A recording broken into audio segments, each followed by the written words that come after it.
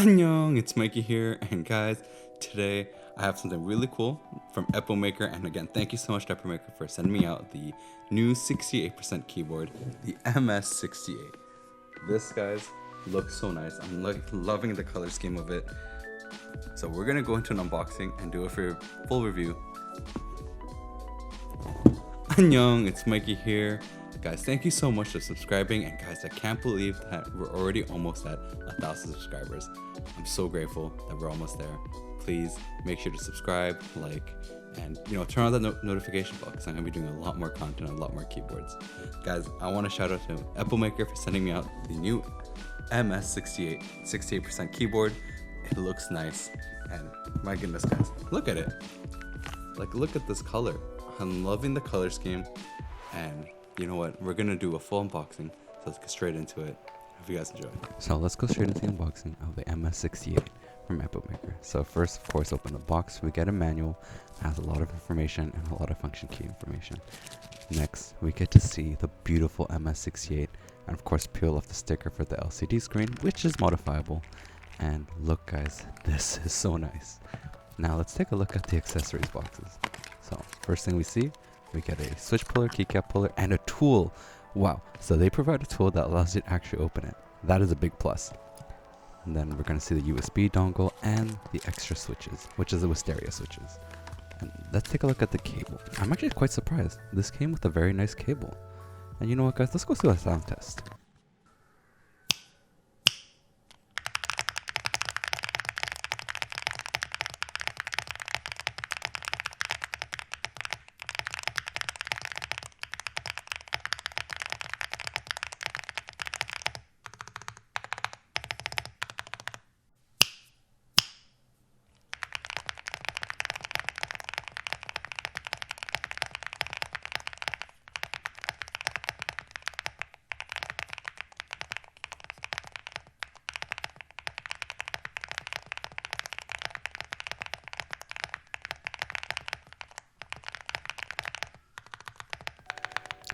Now that we're done with the sound test, let's go into a teardown of the MS68.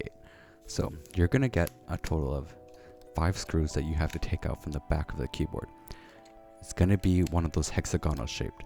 One thing I noticed though while I was trying to take this apart was that it is actually a little bit difficult. They're very, very tight. I actually had to use the tool a little bit, and I couldn't get my electric screwdriver to actually get it out fully. So I actually had to do a little bit of pressure to get it out. As you can see, each corner is going to be screwed in very tight. One thing I did notice was that it was actually incredibly tight, to the point where once it came out, a lot of dust came out. So like metal dust. Grinded up metal actually was coming out of the holes. So just be careful when you are taking it apart. So just be careful when you are removing the screws. You do not want to strip a screw, because that will be the worst case scenario of trying to put this back together. That right there was the metal dust. Now let's take a look inside what's inside the MS68. And this gasket, guys, is actually quite interesting. Very, very deep, and it covers a lot of space. Now we can see that you're going to come with a 3000 milliamp hour battery, and you get the foam on the bottom, and we're going to see it's a little bit difficult to take out the pins, so just be careful, because when you're taking that out, you don't want to bend anything. Trust me, if you bend a pin on a PCB, it's incredibly hard to put it back together. So let's see what they did with this keyboard. So they actually have foams on the edges, so that's where it's going to be on the gasket mount. It's actually foamed up, so that's really nice, just to give less friction and less pinging noise. And of course, you're going to have a foam on the bottom of the PCB. It's not super thick, but it's still there. And of course, we have the foam on the bottom. So there's a bit of an interesting thing about this. If you can take a look right there, it's actually a little bit thick. So it's a foam plus the plastic sheet to stop from any static happening at the bottom of the keyboard. That is actually quite interesting. I was quite surprised. And you do have a lot of space on the bottom. So you can see right there, there's quite a bit of space to mod it. So let's go into that.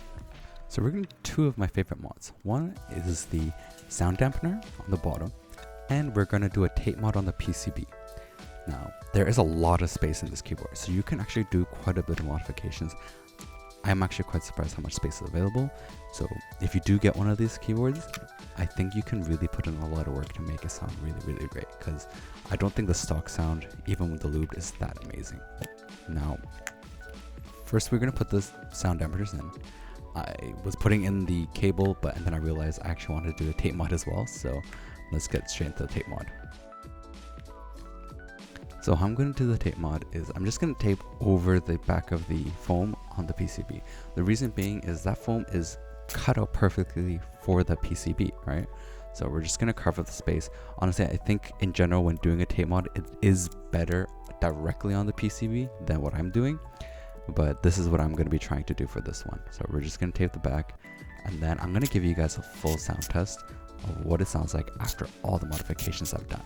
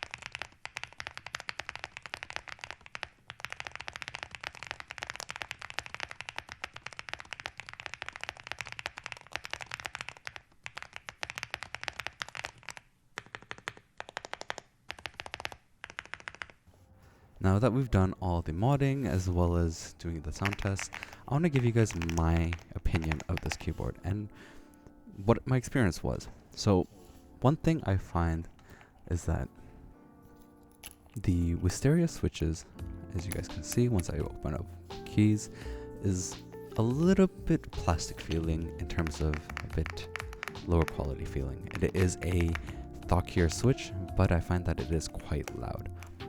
That is one thing that I find is a con for me, because I like my switches a little bit deeper sounding and a little bit quieter. I am a little bit sensitive to loudness in terms of a switch and what is just comfortable for my ears, because my ears are a bit sensitive. Now, it does have the switches on the top left to be able to go from 2.4G or even Bluetooth. I think that's a really big plus. I like it when a keyboard has those switches on the sides. The one downside is the fact that the USB dongle doesn't have a space to go in.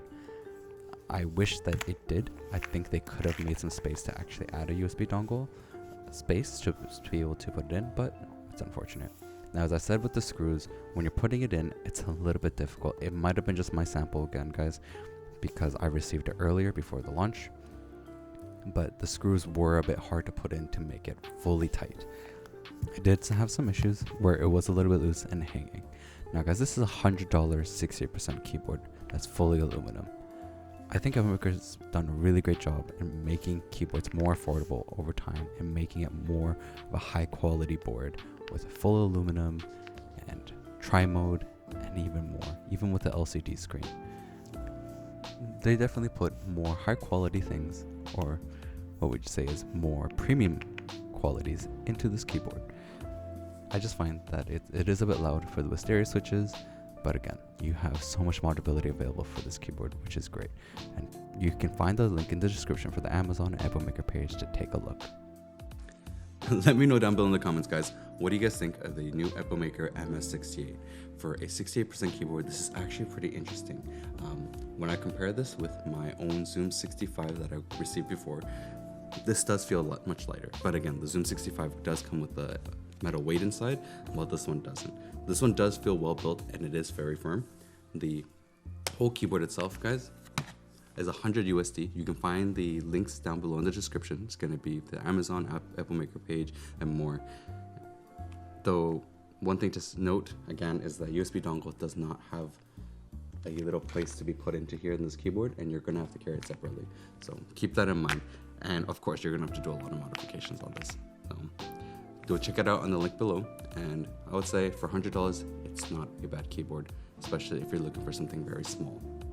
So I'll see you guys next time. Please make sure to like, subscribe, and check out the other videos above. I'm gonna be coming back with you next week with another cool keyboard.